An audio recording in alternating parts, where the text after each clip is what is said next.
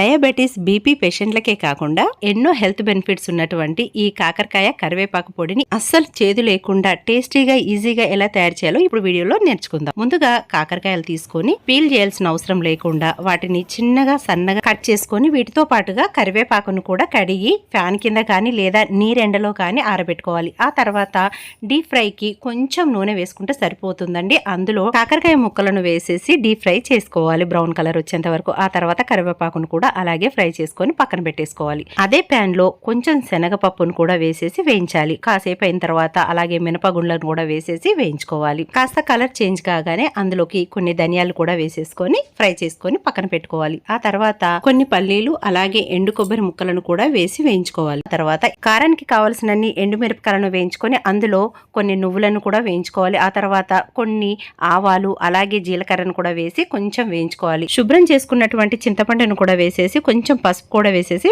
Of చేయాలి stove. ఆ తర్వాత మనం ముందుగా వేయించి పెట్టుకున్నటువంటి పొడులన్నింటినీ కలిపేసి మిక్సీలో వేసేసి మిక్సీ వేసుకోవాలి. కాస్త మెదిగాక అలా ఉప్పు వేసేసి కొంచెం కరివేపాకు సగం వేసుకోవాలండి. ఆ తర్వాత మళ్ళీ ఒకసారి మిక్సీ వేసుకోవాలి. అప్పుడు మనం వేయించి పక్కన పెట్టుకున్నటువంటి ఈ కాకరకాయ ముక్కలను అలాగే వెల్లుల్లి రెబ్బలను కూడా వేసి మరొకసారి తిప్పాలి. ఆ తర్వాత ఇంగువను కూడా యాడ్ చేసుకోవచ్చు. ఇది ఆప్షనల్ అండి. అలాగే ఎండుమిరపకాయలకు బదులుగా కారపొడి కూడా యాడ్ చేసుకోవచ్చు. ఇలా ఉండలుగా ఉంటుంది. మనం ఏం కంగారు పడాల్సిన అవసరం లేదు. మిగిలినటువంటి కరివేపాకును కూడా వేసేసుకున్నట్లయితే కరివేపాకు కాకరకాయ పొడి రెడీ అవుతుందండి. ఆరిపోయాక ఇదిగోండి ఇలా పొడి పొడి అవుతుందన్నమాట. ఇప్పుడు మనము గాజు బాటిల్లో స్టోర్ చేసుకున్నట్లయితే 3 నెలల వరకు ఉంటుంది. అలాగే ఫ్రిడ్జ్ లో పెట్టినట్లయితే 6 నెలలు నిలువ ఉంటుంది. ఈ రెసిపీ కనుక మీకు నచ్చినట్లయితే లైక్ అండ్ షేర్, సబ్స్క్రైబ్.